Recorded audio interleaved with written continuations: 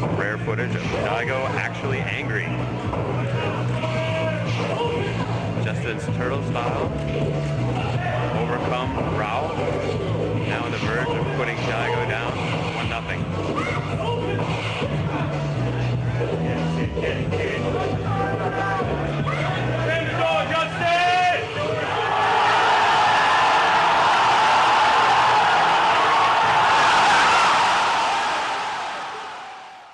This is what's known as Evo Moment 37. It is a well-known clip within the fighting game community for the amazing comeback pulled by Ken player Daigo Umehara against Justin Wong. This moment, for many spectators, has been the inciting moment where they realize, oh, I love this. Where's more? Fighting games have always pulled groups upon groups of spectators, to the arcade scenes in the early 90s, to the beginning of a competitive tournament scene during the turn of the century. This comes from their inherent competitive nature. People have enjoyed traditional sports for centuries. With the current technology of the modern era, it was only a matter of time before video games were able to have the same pulling power. In sports and video games, there is one thing that keeps audiences watching. One thing that we know we will experience by the time a match or a tournament is over. In this essay, I will be exploring how spectacle is used in fighting games and how they keep audiences coming back for more at tournaments that are capable of filling whole arenas.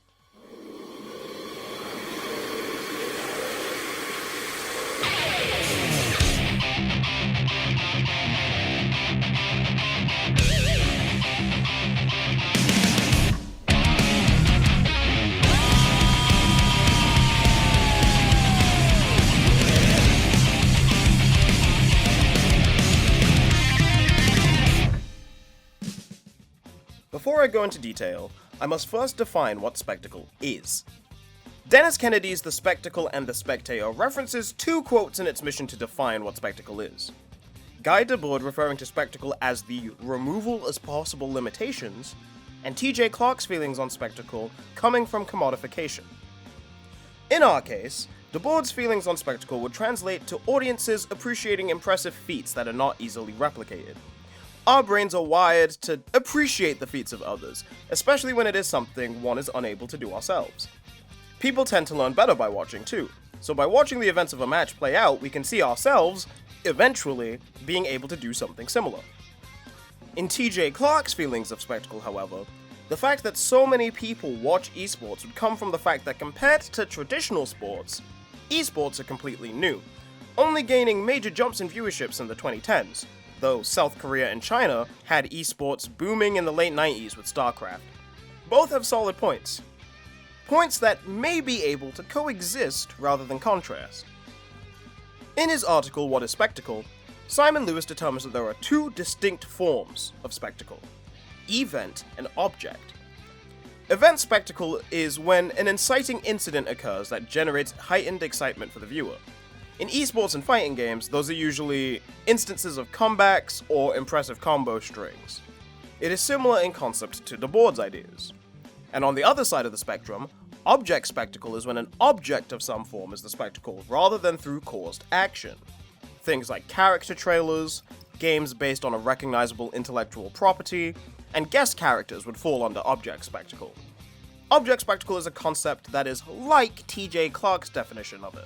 Alongside defining two different types of spectacle, Lewis goes on, using the Matrix as an example, to show how these two forms of spectacle can coexist rather than be opposing forces. This essay will cover event and object spectacle as separate entities first, covering how each is consumed by the spectator before going in depth as to how both are used to keep spectators invested in these games. All fighting games, by design, are fueled by event spectacle. The fact is, no matter how much you know about the game or the players you're watching, you will not really know how the game will play out until you're in the moment. This is one of the biggest selling points of the genre, and Killer Instinct understands this. Killer Instinct has three mechanics that encourage event spectacle: combo breakers, counter breakers, and ultra combos. Impressive combo strings are part of the appeal of watching fighting games. People practice for hours upon hours to find a combo that not only scales well and does massive amounts of damage, but also what leaves them in an advantageous position. Killer Instinct's combo breaker mechanic somewhat breaks this. The way combo breakers work is that If the player is stuck in an opponent's combo for at least 3 hits, they can guess the next button the opponent is going to press out of 2 light, medium, or heavy damage buttons, and if they are correct, the opponent's combo literally breaks and allows the player to return to a neutral position. While it does no damage to the opponent, it does immediately heal 50% of the damage done from the combo. This is a mechanic unique to Killer Instinct, as the game wants players to come up with long, multiple hit combos, but does not want the players feeling as if said long combos are unfair. What this creates in a spectator setting are moments of insane guesses and even more insane comebacks. The player must guess correctly for the combo breaker to land in the first place. So to land it and to have the announcer shout makes the audience go wild and start cheering for the person who's going to turn the match around.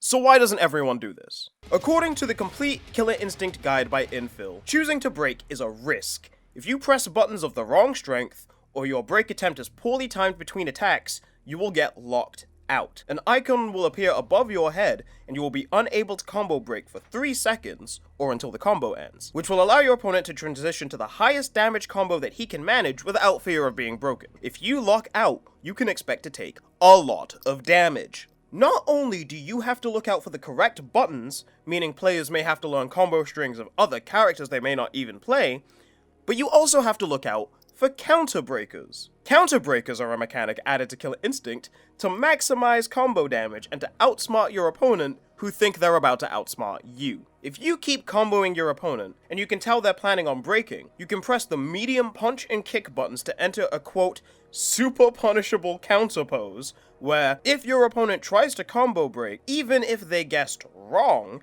a giant energy blast hits the opponent and resets the KV bar, the little bar under your combo hits that allow your opponent to eventually escape your combo, allowing you to set up even stronger combos that can easily deplete over 50% of your opponent's health bar. It also has an announcer clip. This is considered one of the strongest offensive options in the game, so the way that it is balanced is by having the player stop the combo dead in its tracks. It means if your opponent knows you're going to try counter-breaking their combo breaker, they can just wait for you to stop counter-posing and then begin their combo on you instead. This creates a push-pull effect on matches, where the spectator gets to watch as each player does their best to properly time their combo breakers, guess when a combo breaker is coming out, and punish each other in-game accordingly. But eventually, the match has to end with a winner. And after spectators watch you struggle and predict what comes next, you can show off to them through your ultra combos. Ultra combos can only be executed once your opponent is under 15% health on their second health bar. You can begin a combo of them, input a control motion and 3 punch or kick buttons, which depend on the character, to essentially end the match early. Although to start an ultra combo needs a specific motion/button setup, the combo itself is free to be any combo the player pleases. This can lead to somebody landing 99 hits on an already dead player. This leads to the most audience excitement, as not only does the player show off their game prowess with an impressive combo, but the combo you do plays music for each hit, allowing the player to literally perform for the audience watching.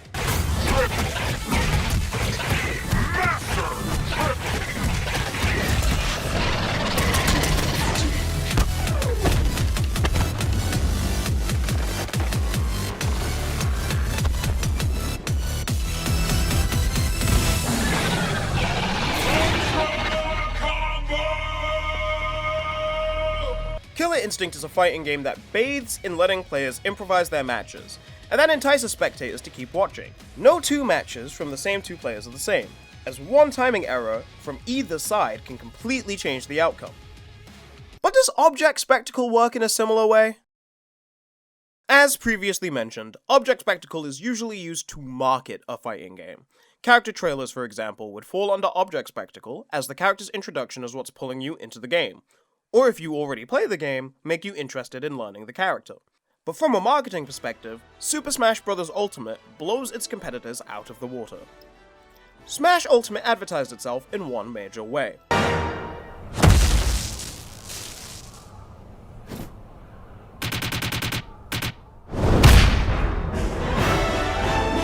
The Everyone is Here campaign for Smash Ultimate sent shockwaves around the internet. There are millions of videos of people reacting to this one trailer in particular because of how unexpected it was for the community. And while Everyone Is Here would have been exciting if there were, say, 30 or so characters in the game, Smash Ultimate currently has 78 unique characters, with at least 3 more yet to be released. This is the biggest roster of characters of the series' history, and of all current release fighting games. The Smash Bros. Series of games were already massively popular among spectators and players, because the characters are all already familiar to the players, which allows an easy form of entry for spectators who are wanting to get into playing the game themselves. But it is not just through marketing that Smash Ultimate exudes object spectacle. The stage count and amount of music tracks in the game are also the highest among other current fighting games, though ironically it has one of the smallest competitively legal stage pools. And all the characters have their movesets based around movesets from their respective original games.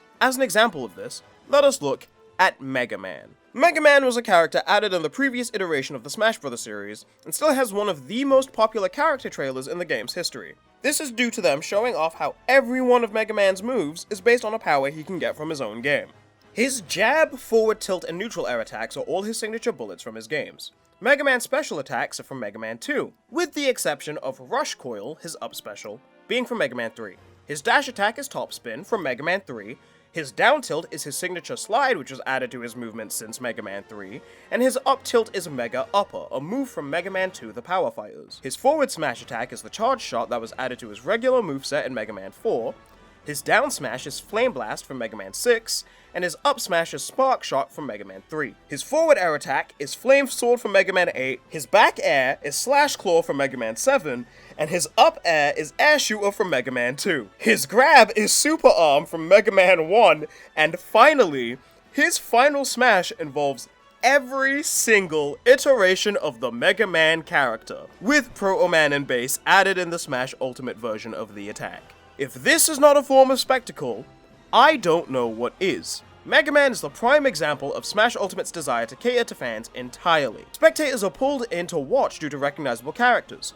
fall in love with those characters again due to references within their moveset, which then leaves them to buy the game and play said character. Game creator Masahiro Sakurai said in a Polygon interview, Mega Man's most unique trait is how he gains new attacks from bosses. Working that fully into the game results in a more complete Mega Man that we can give you. That's why he's done up in NES era proportions rather than something realistic. That's why he's a little expressionless. That's why his jumping and damage motions and the way that he fired the Mega Buster and while walking are all what they are.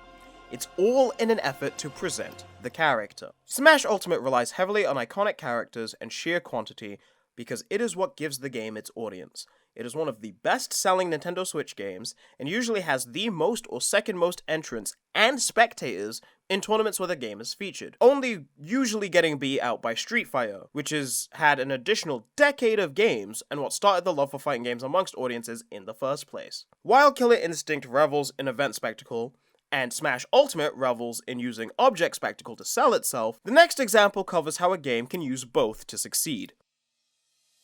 Part of why watching Dragon Ball FighterZ is such a delight is because there is so much going on.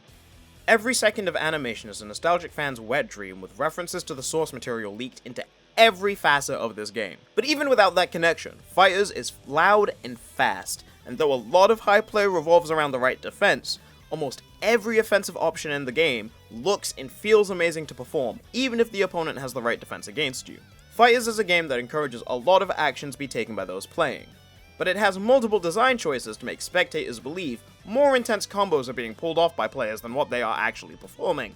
Examples include multi-hit normal attacks on one button, making moves that have almost dizzying arcs to the animation, and attacks or movement that have the option to go behind opponents to force different defense. But the real star of the show is the auto combo. The auto combos in Dragon Ball FighterZ have two purposes outside of gameplay: to make even the newest players feel like gods while playing, and to impress spectators with a good-looking combo. This becomes especially apparent as the game has added new characters, as most of the later editions have auto combos that incorporate camera motions or extra animations before the opposing character is launched into the air by the combo. This, much like with Smash Ultimate, creates a spectator environment where someone could theoretically start the game up with no knowledge and be capable of executing a similarly flashy attack with little to no training.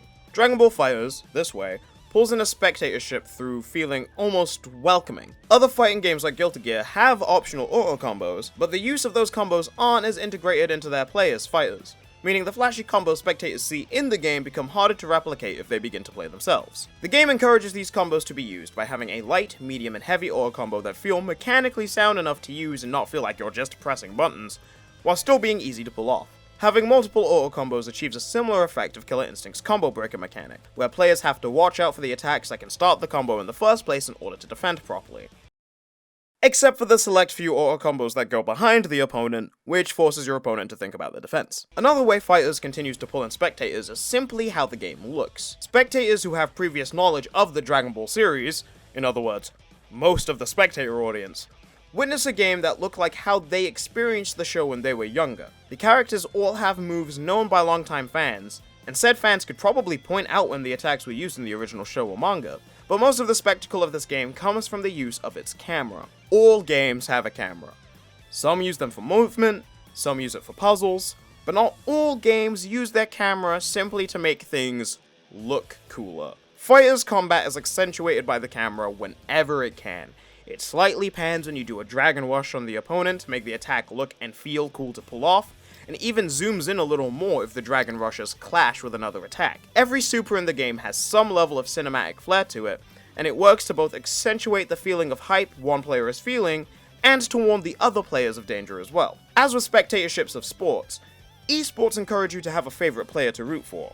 And when you're watching, in those moments, those camera movements mean something different to you than to the guy next to you who's supporting the opposite player. The game's camera also allows them to really exaggerate poses by breaking them while the camera is posed in the right position. With animation, stretching and breaking limbs is a technique done to emphasize an action. Because this game is a 3D game modeled to look like 2D characters, a lot of the 3D models are actually broken in some form in order to look better for the camera angle. Some notable examples include Goku's hair from a victory screen being entirely lopsided with a fixed camera, and Teen Gohan's level 3 super where his hand grows physically larger when the camera is in a different position. The attention to detail in order to make the game looks like the show was a tall order by Arc System Works, the game company that developed Fighters, to pull in spectators, but they managed it and then some to make the experience of the game worthwhile for the players and the spectators alike. Get on to rock, get up to burn, stand with the pride and burn for your desire. Fighting games and esports live and die by their ability to keep spectators wanting more, and spectacle of all forms is the greatest way to do so. By creating these amazing situations and making them look mind-blowing, the audiences begin to love the spectacle, because those moments of hype is what brings us coming back. The use of event spectacle allows for each match in a competitive game to feel and look different each time, with games like Killer Instinct adding mechanics to make players think on their feet, which in turn leads to tense matches for spectators to enjoy. The use of object spectacle allows for spectators to be pulled in by what they already know, and allows games like Super Smash Bros. Ultimate to thrive on their recognizability. It also helps create conversation within the community, with people actively guessing what characters are coming next in a game's roster to keep them interested and bring old audiences back with their favorite characters. And by incorporating both, spectators keep coming back. Because we want more. Don't be afraid to look yourself in the eye. Big plus on your top.